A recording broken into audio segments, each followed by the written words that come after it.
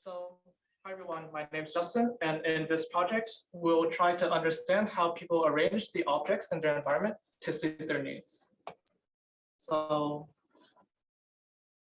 for some framing, imagine that you're an inexperienced chef and you're preparing your kitchen tabletop to make some nice vegetable medley. Being a prepared individual, you know that it will save you a headache down the line if you take all of your ingredients you need out and lay it onto the countertop before starting to cook. It's the end of the quarter though, and you're running really low on time. So in a flurry of activity, you grab everything from the fridge and drop it all on the table. And now it looks like a mess. Your roommate, who's an experienced chef, sees the mess you made and takes over. They know the culinary principles of mise en place, putting things in their place. And they take the time to organize all the ingredients on their tabletop before starting to cook. By organizing the ingredients in their kitchen, such chefs are able to consistently deliver high quality meals in low amounts of time. So as we can see by our roommate's behavior, by organizing the environment, we gain the ability to exercise control over how effective we can interact with the world, how effectively we can interact with the world. And so in my thesis, I look at one specific type of interaction, visual search. So how do we organize our environments to facilitate our ability to search? And to what extent are we able to balance the costs of organizing, for example, the time it would take to organize the dishes and put them away, against the benefits we reap from searching in that organized world? For example, the time we would save searching for the correct dishes to serve food on and laying them out in the proper order. And how do we do this in order to achieve our goals, for example, making these meals? To explore these questions, in this thesis, I designed a conjunctive visual search task where participants matched a target shape to its unique pair in a circular display. Before searching over this display, the subjects were first given the opportunity to organize the display by using their mouse or trackpad to drag these shapes around for as long or as little time as they thought was helpful. After organizing, they were then asked to complete a collection of search trials just like this in that organized environment. And so importantly, their overall goal that they were instructed for was to minimize the combined time that they spent both organizing and searching in that visual display. So in other words, these participants had to directly compare how much time they expected to spend organizing against how much time they expected to save searching in that organized environment. And so to manipulate people's expectations about how beneficial it was to organize, we varied the number of search trials a participant completed in that organized display. So in one condition where organization was less beneficial, participants completed only 16 search trials after organizing. And so because they only had to reap the benefits of organization for a short amount of time, it would be less beneficial. And in another condition where it would be more beneficial, these subjects completed 64 search trials. And so they had a longer time period in which they could reap these benefits. So how did this affect how people organized? Overall, we found that people were sensitive to this expected benefit of organization when deciding how much they wanted to organize. So to show this, we use our participants' organization behavior to fit linear mixed effects regression, or models, predicting how much people organized from whether or not they expected to search for 16 or 64 search trials in that organized environment.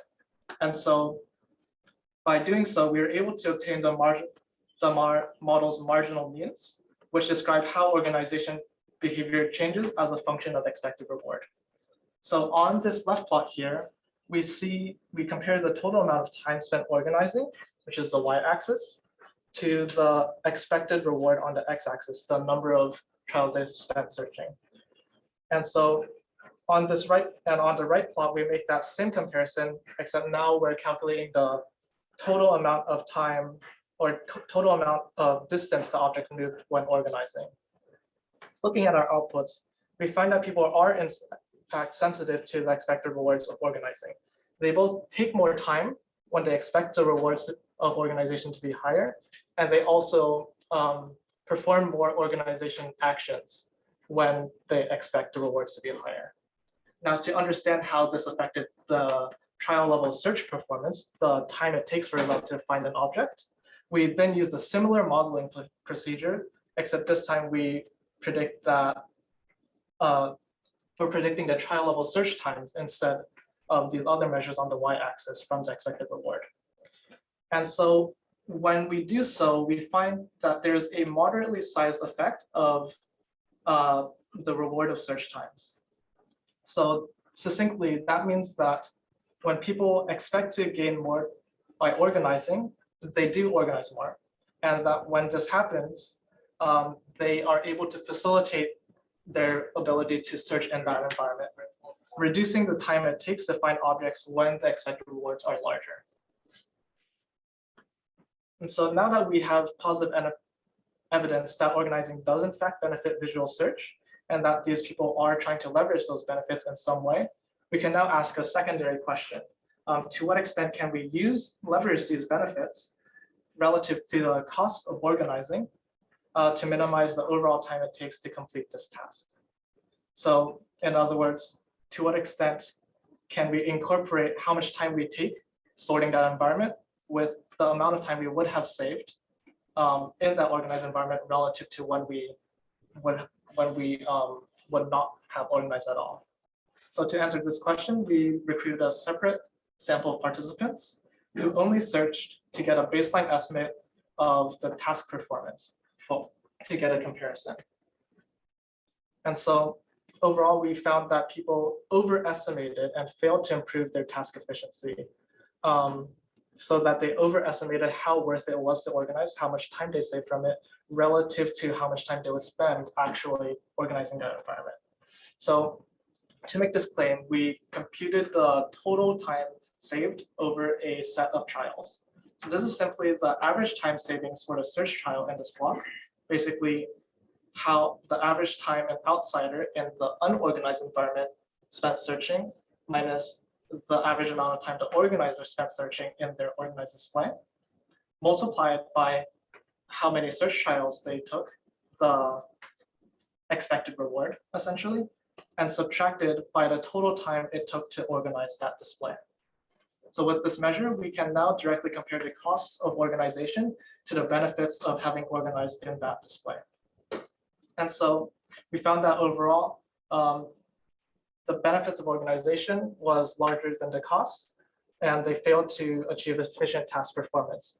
And so we used the same modeling approach as earlier, fitting a linear mixed effects regression on the organization level data set, and we examined how the expected reward on the x-axis predicts the total time saved when organizing the display on the y-axis. And so overall, there's a main negative intercept. So these values here are like minus 100 seconds of time saved on average overall. And what this means is that when given the opportunity to organize, they spent around 100 seconds longer than they would have if they just never organized at all. And moreover, we see that when people think that the expected reward of organization is larger and that they could benefit more, they actually spent more time organizing, and the benefits that they obtained from it was smaller, which is why we see that they spent more time overall and performed worse when there was more expected reward. And so this suggests that the extra time participants spent organizing was not made up for by how much time they would save organizing. And so to summarize, we found in this task, in this conjunctive search task, that people lack the ability to accurately measure the extent to which organizing the environment facilitates the efficiency in which we complete the task. And we learned that they organized more when they expected larger benefits, and that they, in doing so, they improved their ability to search on a trial-by-trial basis. However, this improvement didn't actually offset the time they took to organize. So while they are able to rearrange these objects to facilitate visual search, they inflated these benefits and this led to them to actually do worse.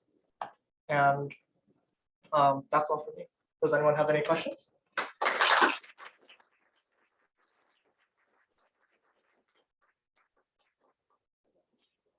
Nice job.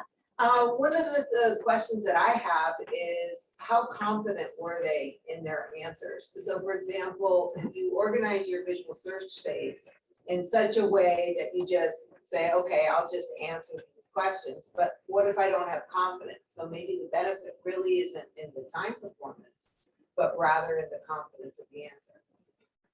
When you mean confidence of the answer, so this is just like clicking on a target, which it really is like, I guess it's like a sort of question that doesn't really, I'm not sure if it would have a confidence measure. Basically, you either see the object in a certain amount of time or you don't. Do you mind clarifying what you mean Right, by that? sure. Yeah. So I just think about things myself. So if something is very important that I get it right, then I'll spend more time organizing it, even though there's a cost, because it's very important to get it right. Yeah. And so maybe the cost of not getting it right is a factor in how much benefit you get, but you might not see it in the performance per se. I see. So basically they're kind of inflating or like because they want to be extra sure that they're searching well. Correct. Okay. But there's just a small follow-up. I think this is kind of a personality thing. I think if I look at computer science people, they're willing to put a lot of investment in writing scripts and macros, even if it's only a one-timer, because there might be a benefit later. So anyway, that's also personality would be good to know. So there is like, I have some exploratory analyses that can help answer like basically how people factored in confidence. And that is essentially that most people actually gave up organizing after time. Basically, they found that organizing wasn't very worth it and stopped organizing. However, the people who did keep on organizing every single time ended up performing better over time, and by persevering and wanting to basically keep organizing and like essentially like trying to be confident that they can find the objects, they ended up overall gaining practice and overall like actually benefiting from organization. Can you see the question from Marcelo Matar online? Not, I can read for you. Okay. They- I see it. It's So asking, do you expect the misalignment between expected benefits from organizing versus actual benefits to reduce throughout learning? Do you expect that the gap will always be there, meaning that people can't help but organize their environment despite the small benefits? I think that people, when they gain more experience, do more properly calibrate the expected benefits from organizing. And so let me try. I think I have a plot for that actually somewhere. So here, or no, next one here. So over time, as they repeat this sort of organization action, on this plot here, this gray or this like beige bar plot represents how people, the proportion of trials in which people did not choose to organize. So when they went through this task and they gained more experience organizing, they actually found it more worth it to just not organize over time, where people thought it was worth it to not organize. And what effect this had on their overall task performance was positive. So that's this plot here, the time saved.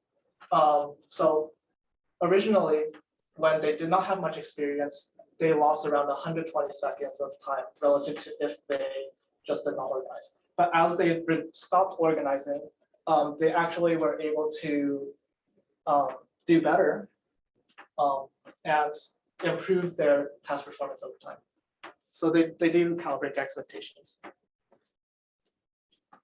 I hope that answers the question. Very well. What do you think about what would happen if you, how important is it that you're the person that organizes?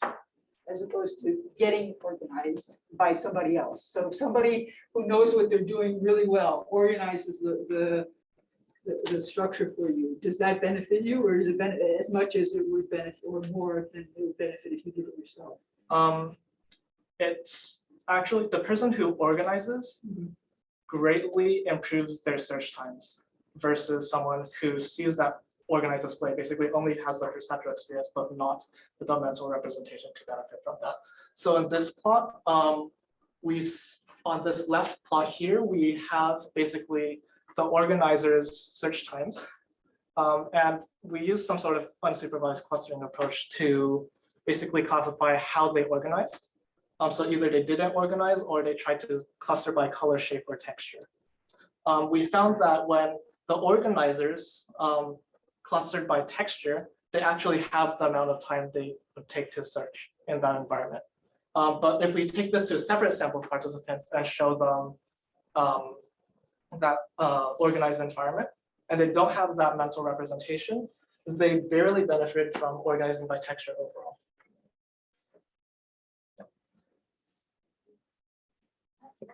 Two questions. The first one, I agree with the previous questions that this kind of learning really involved with the personality, who is doing what, right? I really like things very well organized, and also I'm cheap. So given this organization and the cost, are you trying to come up to model the portion, which task you perform to have the best outcome? I probably misunderstood your research, but I was thinking how much I should do this, how much. So I think that this experiment should have a boundary. Okay, you have this much time and you have this much money. So how to do all this, you can have the best outcome. That's first question. Of course, I do not understand anything. I just thinking about what you said. That's a very good point. Earlier, when choosing what study to run, there was two options. Like one is they had as much time as they wanted to organize, and like they wanted to just overall take as little time when taking into account the time to organize. So that's what we did in this study. The alternative is that they only had a certain set amount of time to organize, and they want to minimize the amount of time that they took in a set number of trials.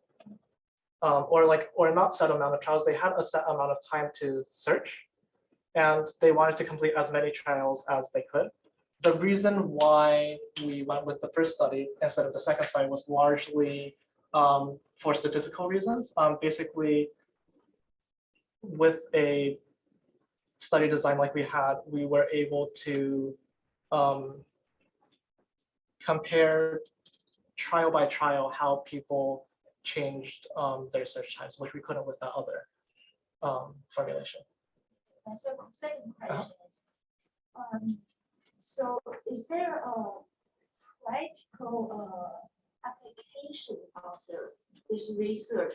I like your pictures, the chef, the food, they look so good. They kind of gave me the example what this model or whatever you can apply to. My husband likes to watch the cooking show, like give you this certain time with the judge will judge you the presentation, the taste, blah blah, all those things.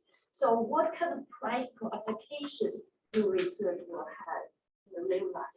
So in terms of practical applications, right now, I feel like the kind of science behind this studying organization is a little behind from the practice. For example, chefs have this highly optimized procedure called mise en place that they use, which is essentially a form of organization which like line chefs use to really benefit how they act.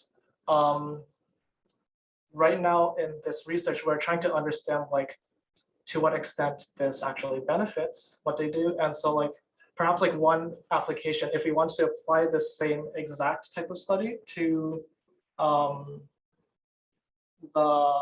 if we want to apply that this same study into like cooking, for example, we could analyze, like if we're a big company and we're trying to like serve burgers really quickly, we can see whether or not we want the chefs to organize if it's not actually useful to them. And so that like saves time and like money, I guess. Yeah. Or, I'm understanding, so that if they start organizing and then leave off, those actually are the people who do the best.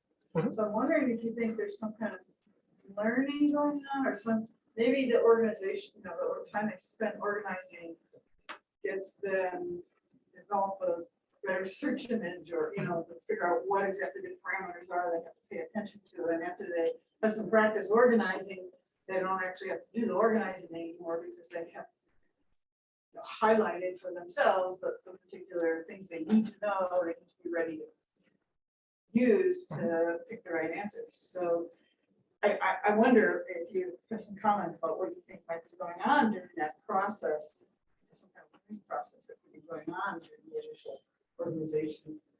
Let me see. Sorry, I'm not sure if I'm fully grasping that right now. Are you basically asking like what is explaining the fact that people tend to drop off deciding when to organize or not over time? I Or- thought that, maybe I misunderstood, but I thought what you said was that the people who did the best, who ended up doing the best, were the ones who started out organizing and then left off. Organizing. Yes. Gave it up. So there's actually like it's a little inaccurate to say that for me. I think that there's like kind of like 3 modes that participants are operating under. So some participants, so like these participants here, I guess, drop off and stop organizing over time. But some other ones keep on organizing and do it the same way for the entirety of the search trial. Those are actually the people that keep on organizing that end up at the end performing the best. But also people that just stop organizing basically perform like on par, like on average with an unorganized in an unorganized environment because they're just not organizing. It's like, I guess I'm struggling to like answer this, but like essentially either So they have people, the people who start organizing end up performing the same way as people who never organized at all. yes, essentially like because they gain practice organizing, like at first they suck at this task because they spend too much time and they're bad at organizing, but as they gain practice, they then do the organization well enough such that those costs are not as bad anymore. Okay, Perhaps- so there is an improvement though. Yes, So there I'm is just wondering what you think that improvement is based on. What is it, the organizing, they give stock to organizing, then they must have accrued some skills or something during the process of organizing. You might presume that would contribute to their ultimate success.